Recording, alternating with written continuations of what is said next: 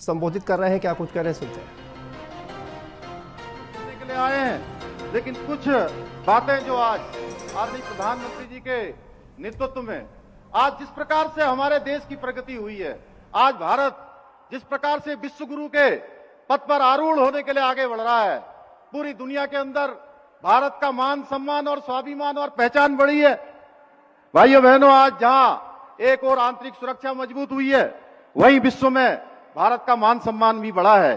चाहे अगर हम पिछली घटनाओं को याद करें, चाहे रूस यूक्रेन युद्ध का मामला हो, इस युद्ध के समय भारत के द्वारा जो कूटनीतिक परिपक्वता दिखाई गई, या अभी अभी जो संपन्न हुआ G20 का सम्मेलन, उस G20 के सम्मेलन में मैं आप सबकी तरफ से आदरणीय प्रधानमंत्री जी का आभार व्यक्त करना चाहता हूं कि हमारे राज्य में भी एक नहीं, दो नहीं, तीन G20 की समिट हमको भी आयोजित करने का अवसर आपने प्रदान किया।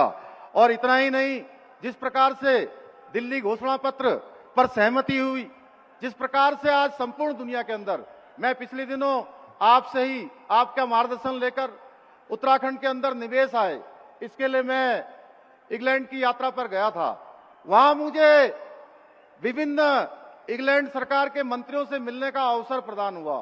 तो जब वो G20 की चर्चा कर रहे थे और आपके नेतृत्व की बात कर रहे थे, तो मेरा सीना तो फूल ही रहा था। निश्चित रूप से मैं कह सकता हूं कि आपने जिस प्रकार से G20 के कारण पूरे भारत का सामर्थ्य, पूरे भारत की संस्कृति को दुनिया को दिखाने का काम किया है, 140 करोड़ भारतवासियों का सीना और मस्तक ऊंचा करने का काम आपने किया है।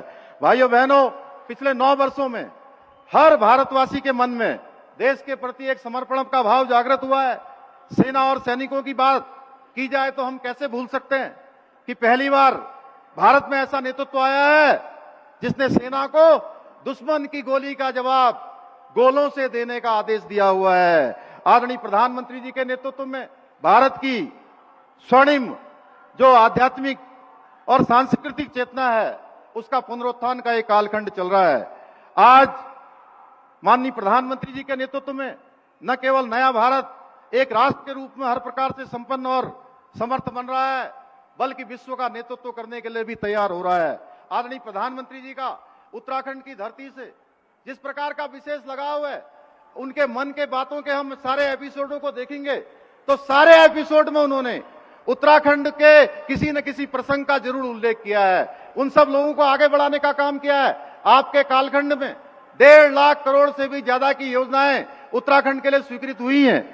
भाइयों बहनों, हमें पूरा विश्वास है कि आपके नेतृत्व और मार्गदर्शन में हमने जो उत्तराखंड को देश का श्रेष्ठ राज्य बनाने के लिए विकल्प रहित संकल्प जो लिया है, वो उत्तराखंड का निश्चित रूप से कायाकल्प करेगा।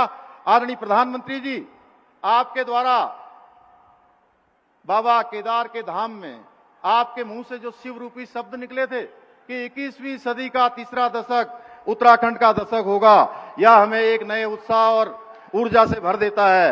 यह कथन हमें गर्व की अनुभूति कराता है, वहीं उस दूसरी ओर हर उत्तराखंडी को अपने कर्तव्य पथ का भी बोध कराता है। मैं एक बार पुनः आदरणीय प्रधानमंत्री जी का देवभूमि आगमन पर और दूर दूर से आए हुए सभी भाई बहनों का मैं एक बार स्वागत करता हूं, अभिनंदन करता हूं और आदरणीय प्रधानमंत्री जी के शिव रूपी शब्दों को उनके इन पंक्तियों के साथ अपनी बात को समाप्त करता हूं कि भारतवर्ष की गोद में उत्तराखंड देवों का धाम है, 21वीं सदी का तीसरा दशक होगा उत्तराखंड के नाम, होगा उत्तराखंड के नाम।